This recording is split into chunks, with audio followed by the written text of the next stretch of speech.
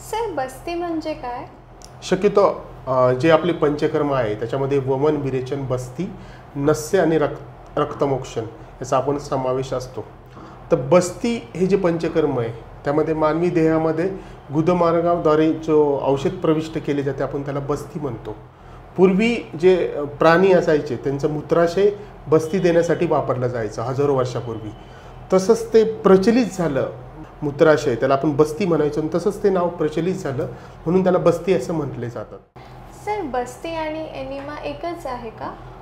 शक्यतो साक्षी डॉक्टर, हे बघा, बस्ती आणि इनिमा याच्यामध्ये खूप फरक आहे. शक्यतो इनिमा म्हणजे फक्त पोट साफ करणं, त्याच्यामध्ये ग्लिसरीन किंवा सोप वॉटर किंवा डेल्कुलॅक्स यांनी फक्त देऊन पोट साफ करणं एवढेच मर्यादा असते.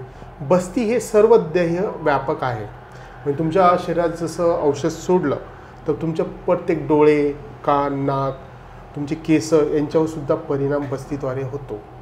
शक्यतो कसं असतं, सूर्य जसा त्याच्या उष्णतेने पृथ्वीवरलं बाष्प शोषून घेतो तसं बस्ती हे सार्वदेहिक परिणाम दाखवतात.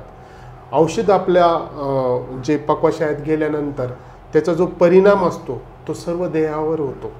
म्हणजे हे बघा, आपले सांधे दुखतात त्यावेळेस आपण म्हणायचा हा ए वात, व्यायानामुळे, व्यानदृष्टीमुळे, आणि पक्वाशयात जो आपण दृष्टी झाली आहे त्यामुळे तो होतो तो बी वात. तर ए वात ट्रीट करण्यासाठी आपल्याला बी वात बॅलन्स करणं गरजेचं असतं. म्हणून पक्वाशयात आपण जे औषध सोडतो त्याच्यात निरो किंवा तेलाचा बस्ती आपण जो देतो त्याचे परिणाम आपल्याला चांगले भेटतात. आपल्या वेदना, म्हणजे काहींचा खांदा दुखत असला तरी इनिमा दिल्यानंतर थांबतात, कारण की त्याचा परिणाम हा सार्वदेहिक झालेला असतो. त्याचा परिणाम हा फक्त पोट साफ करणे नसतं.